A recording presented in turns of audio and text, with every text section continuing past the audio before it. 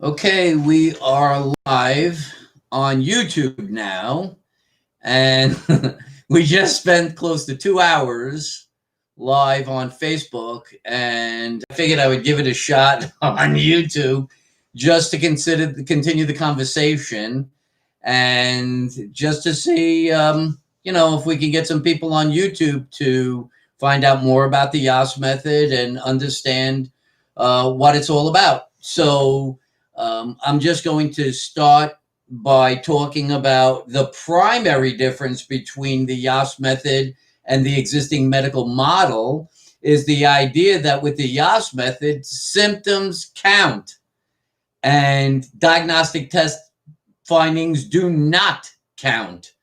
And for pretty much the entire medical system, you would hear that diagnostic test findings are the primary mechanism for establishing the cause of pain. This is utter nonsense, complete crap, and is 100% baseless.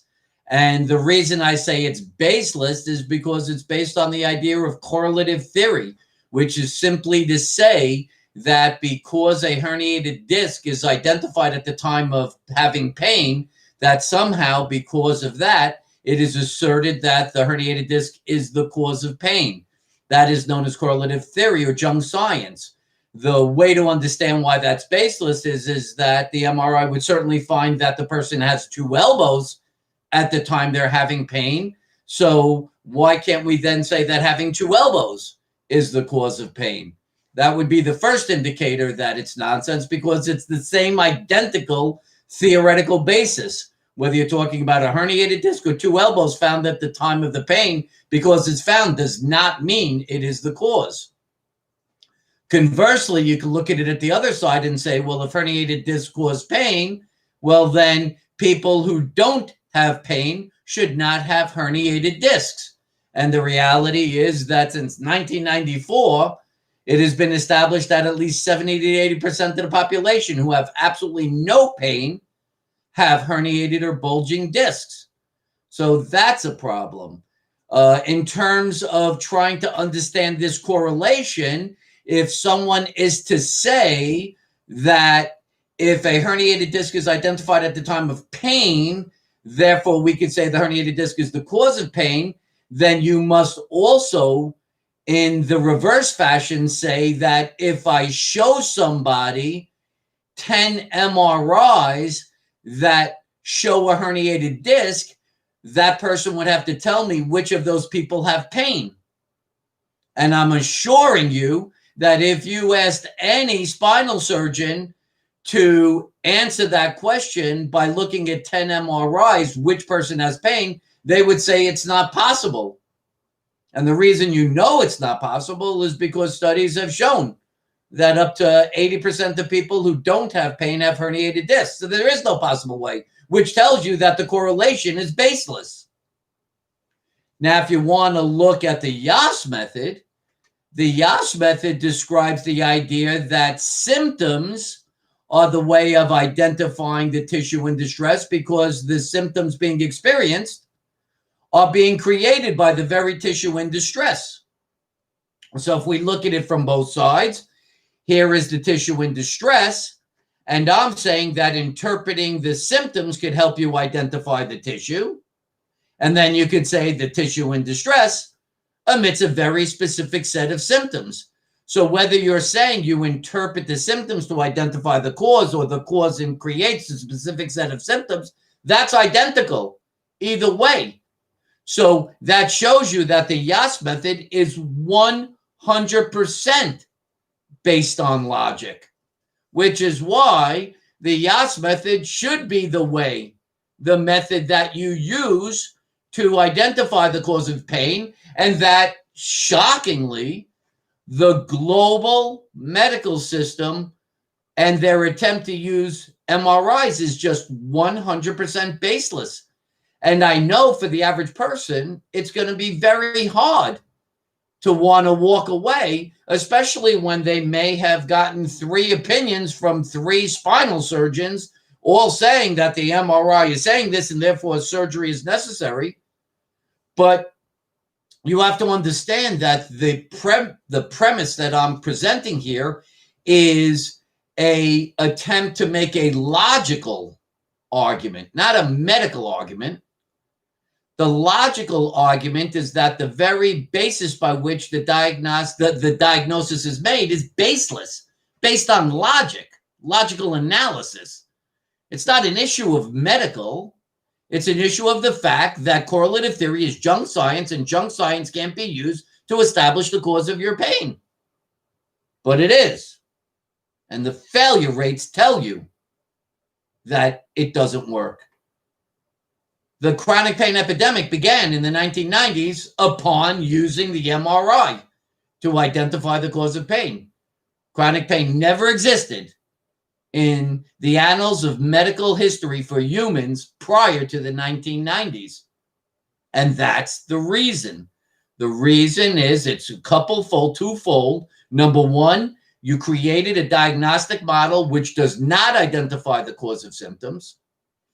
Combined with the advent of technology and automation that allowed people to do things without using their bodies, which allowed their muscles to weaken, which ultimately caused them to have muscle strain more often, leading to greater pain in younger and younger people throughout all the age groups. And as a result of this, they're having pain due to muscular deficits. And yet, they're being diagnosed by a means that can only find structural causes. So look at the logic here.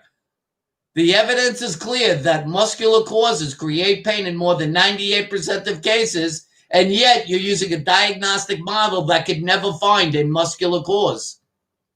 When I say muscular causes, I'll give you the four primary categories of muscular causes. A muscle strains and elicit pain, or it causes another muscle to compensate, and that muscle strains and elicit pain, right? So that's the first one, muscles eliciting pain. Then you have pain at joints, which come because the muscles that attach to the joints are either weak or imbalanced because of misalignment to the joint surfaces, and they rub in a way which they shouldn't. So you get pain in the joint, but the pain in the joint isn't from the structure of the joint. It's from the muscle weakness or imbalance causing the joint surfaces to rub in a way they shouldn't. That's number two. This is one most people don't really recognize, is that muscles can refer symptoms. Everyone thinks only nerves can refer symptoms. How do you know muscles can refer symptoms? Because if you're having a heart attack, one of the symptoms is pain at the left arm. Why do you have pain at the left arm? Because your heart is referring symptoms to the left arm. What is your heart? It's a muscle. So for all the people who wake up in the morning after laying on their side and having numbness or altered sensation at their hand, immediately given an MRI of the cervical spine and told it's a herniated disc or stenosis, which is pure crap, it's actually an overstretching of the rotator cuff because you're laying in a way that the shoulder rolls forward. And so the muscle strains from being overstretched and refers symptoms to the hand. So that's a third way. The fourth and final way describes the most common cause, or the only real cause, of sciatica. Sciatica is not from a structural variation at the lumbar spine. A herniated disc, stenosis, a pinched nerve, none of that can create sciatica because the sciatic nerve is a nerve, and nerves don't attach to the spine. Nerve roots come out of the spine, eventually joining to form nerves somewhere away from the spine. So I defy anybody to show me any atlas photograph of a nerve attaching to the spine. It doesn't. It just doesn't. It's a lie. So if the nerve doesn't attach to the spine, there's no way that a structural variation at the spine can create impingement of a nerve. The sciatic nerve begins at the gluteal region and ends at the back of the knee, and therefore some sort of impingement or irritation of the nerve must occur within its path. The piriformis muscle, which attaches from the sacral spine, runs diagonally across the gluteal region to the hip joint, can actually strain and thicken, impinging on the sciatic nerve. In 30% of the population, the sciatic nerve actually runs through the piriformis muscle. So straining of the piriformis muscle is the primary mechanism for causing sciatica. You have a muscular cause creating a neurological symptom.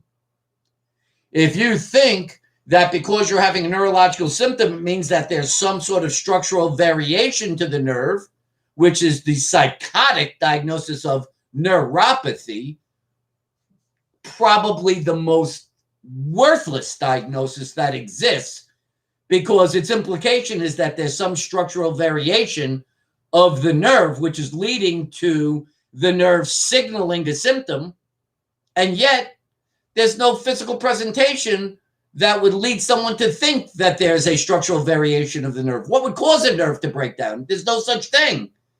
You can have diseases of nerves, right? Myasthenia gravis. There's different types of disease entities, but there's no such thing as nerves that just die. So this idea of neuropathy is a bunch of crap. It's meaningless. It is much more likely that a muscle strains and impinges on the nerve, which is what leads to a neurological symptom. No one's denying that you're having a neurological symptom. It's a question of what's causing it. And if it's a muscular cause and you don't resolve the muscular cause, you have the neurological symptom go on and on and on. And you're going to find yourself in a neurologist's office. And they're going to be talking and thinking neurology. And they're going to give you every kind of whacked out diagnosis. And they're going to give you, what's it called? Neurontin. They're going to give you everything neurological when in fact the cause of your pain is a muscle that's strained, impinging on your nerve. In the case of sciatica, it actually, if you really want to have your mind blown, has nothing to do with the lumbar spine. It's actually due to hip dysfunction. How do I know that? Because along with the symptom of sciatica, you would see that that person has one hip higher than the other, and they can't weight bear as equally on one leg than the other. They're probably limping, and they find their sciatica being enhanced by either sitting or standing or a combination of both. So it's basically telling you that posture is the culmination of the pulls of muscles. Improper walking, like a limp or something, is the combination of pulls of muscles. Inability to stand or sit are combinations or difficulties with muscular deficits. So everything's indicating that the symptom of pain running from the gluteal region down to the back, to the leg, down the back of the leg to the foot is neurological. No one's denying that, but its cause is a muscle impinging on it. And it's related to a muscle that's associated with hip dysfunction. The piriformis muscle is actually an external rotator of the hip. Even though it's in the gluteal region, all the muscles in the gluteal region all attach to the hip joint. It has nothing to do with your spine. It has certainly nothing to do with the lumbar spine. My favorite part about this whole discussion is the fact that when I finally speak to people who have given up on the medical system because they've recognized that it's failed so miserably in its ability to diagnose the cause of their pain, I'll say the cause of your pain relates to a muscle in the gluteal region, and they'll say, you know, it's the strangest thing. They kept telling me it was from my lumbar spine, but I recognized I had no pain in my lower back.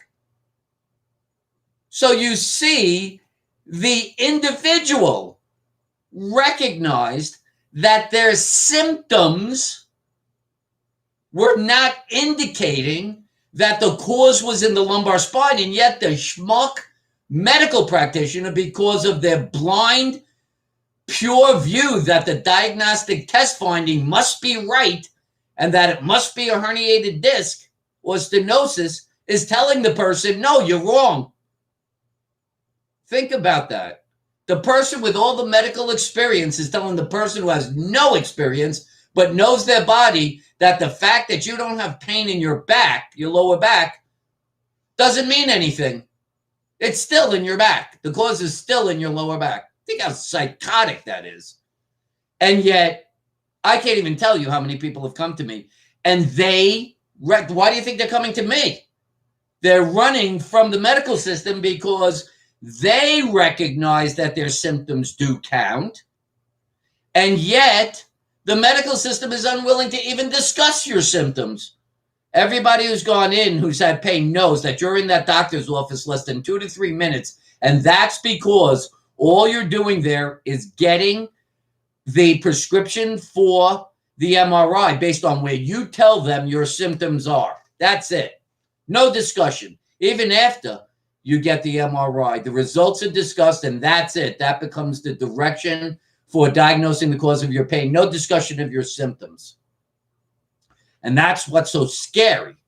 This is by far the scariest time to be in pain, because of the fact that the entire global medical system, medical establishment, has put all their money on the ability to diagnose through MRIs and X-rays, and it's baseless. From a logical perspective, it is baseless, worthless.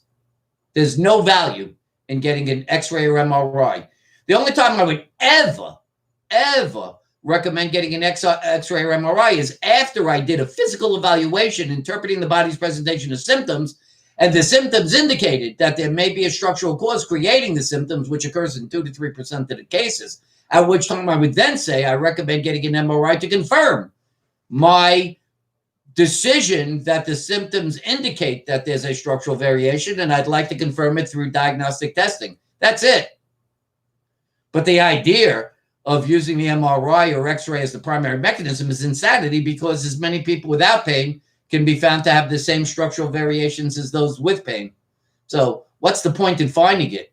Clearly, and I would hope people would think this is logical, the people who are in pain when they get the MRI are only getting the MRI while in pain because it's another tissue, most probably muscle, that's creating the pain. And so the structural variation identified while the person's at pain is only being identified during that period of time because they strained the muscle. If they came to me, resolved the strain of the muscle and still had, and ended up with no pain, and then went back and still got the MRI after that, they would find the same exact structural variation identified. But now, instead of finding it when you're in pain, now you're finding it when you're not in pain. So what's the difference? The fact is, the structural variation is just an independent variable. That's just the fact. And that has been proven by every bit of empirical data across the last 40 years.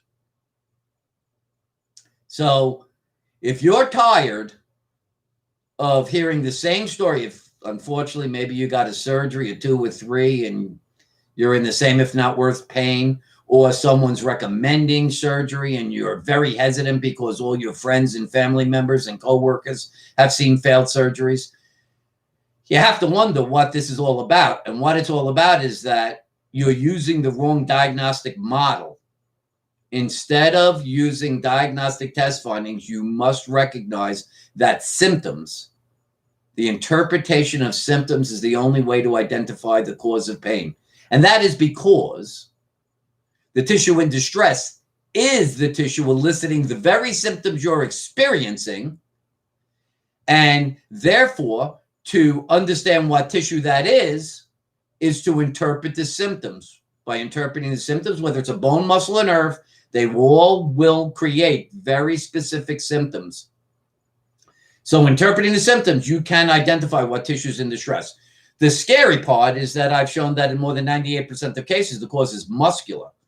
And the very scary part of that is that muscular causes will never be identified by diagnostic tests, and there is no one in the medical system that can identify muscular causes.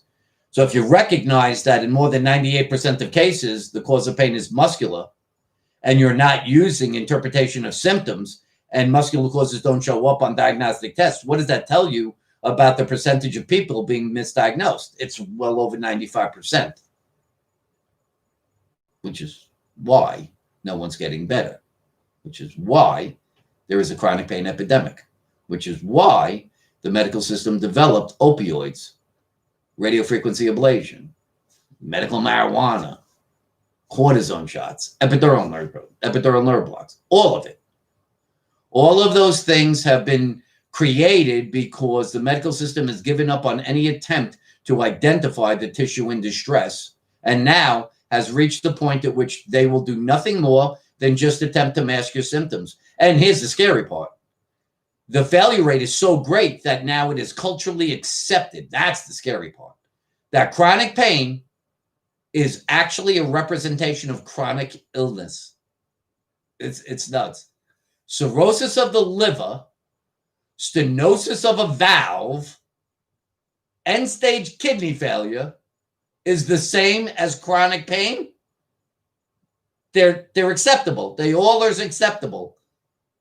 Anyone who would believe that is insane. If you're willing to believe that, you basically are willing to remain in pain for no reason whatsoever.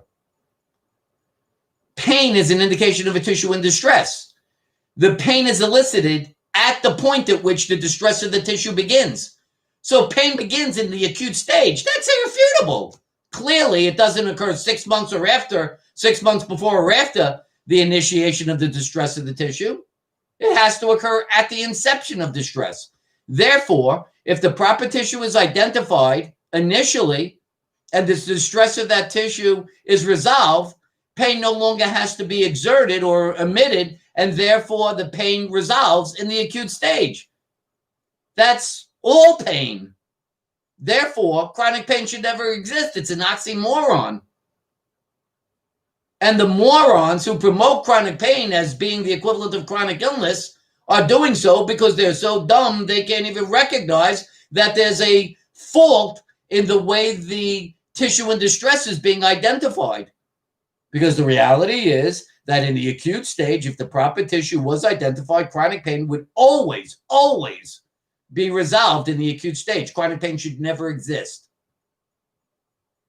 So if you finally find out about the Yass method and you get a chance to use it, whether your pain began a week ago or 10 years ago, it wouldn't matter, because the only reason you've had pain is because the tissue in distress has never been identified. And if it is muscular, whether it was a week ago that your pain started or 10 years ago, it doesn't change. There is no chronic illness associated with this. You haven't torn muscle. Your muscle isn't decaying. It's weakening. It's weakening. So all you need to do is strengthen it back, and it'll grow, get stronger to the point where the force output is greater than the force requirement of your activities, and you'll be pain-free and fully functional. Whether it was a week or 10 years or 20 years, it doesn't matter. If the cause of your pain is muscular, it's simply the result of weakness or imbalance, which can be corrected through the use of progressive resistance exercise strengthening, which is affectionately known as Yassercise, which means that we're going to identify which muscles are responsible for your pain. We're going to cause those muscles to work in an isolated fashion, which is to say that each muscle moves one joint in one direction. So that's the type of exercise you'll do. We're going to apply resistance so that the muscle adapts to greater and greater resistance, thereby increasing its strength and muscle mass, eventually to the point where the force output is greater than the force requirement of your activities, and you'll be pain-free. It's that simple. Most likely, all you have, if you're having pain, are 3 to 4 muscles. Over 27 years of doing this, I've established over 15,000 people that in most cases, the cause of pain is nothing more than 3 to 4 muscles breaking down, whether through imbalance or weakness, leading to the inability to perform your activities without straining and emitting symptoms. 3 to 4 exercises performed 3 times a week, utilizing progressive resistance, should get you back to pain-free and fully functional in weeks. Not months, not years. This is completely different than physical therapy, so never even attempt to equate the Yass method to physical therapy, because physical therapy is purposeless exercise, worthless exercise, because physical therapy is typically performed by getting a prescription as a referral from a doctor who probably on the prescription provided the diagnosis through the use of diagnostic testing, indicating that the cause is structural.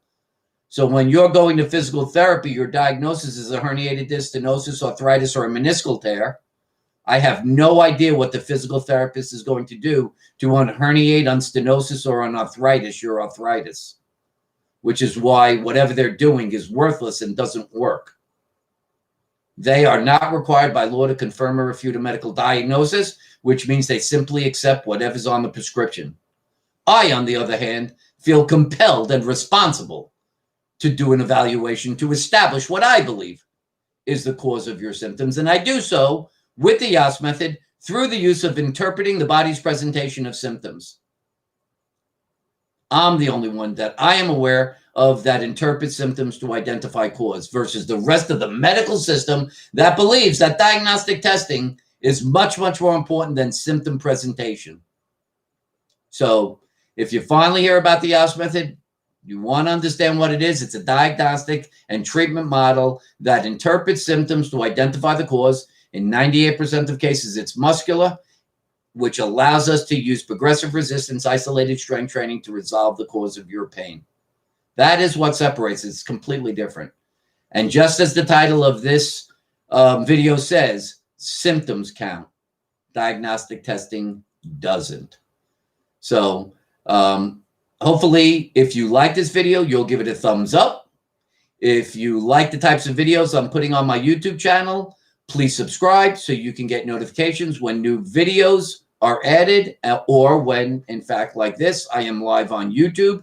If you have any questions and you'd like to contact me, you can do so through my email address, drmitch@mitchellyass.com, DRMITCH @MITCHELLYASS.com. If you want to make an appointment for a Zoom or Skype session, you've decided that this sounds like it's right for you, and you would like to be treated through the Yass method, then again, you can contact me through my email address, drmitch@mitchellyass.com, drmitch@mitchellyass.com. Hopefully, this will give you an understanding that there is a legitimate alternative to the medical system. You don't have to remain a prisoner of the system. You have a legitimate way of understanding what tissue is in distress causing your symptoms. And in more than 98% of cases, it is muscle, which makes the ability to resolve your symptoms and return you to full function quite easy if you use the Yass method. So please try to get the help you need. Try to get your life back. It is the life you so justly deserve. For now, this is Dr. Mitchell Yass wishing you a pain-free, fully functional life. Bye-bye for now.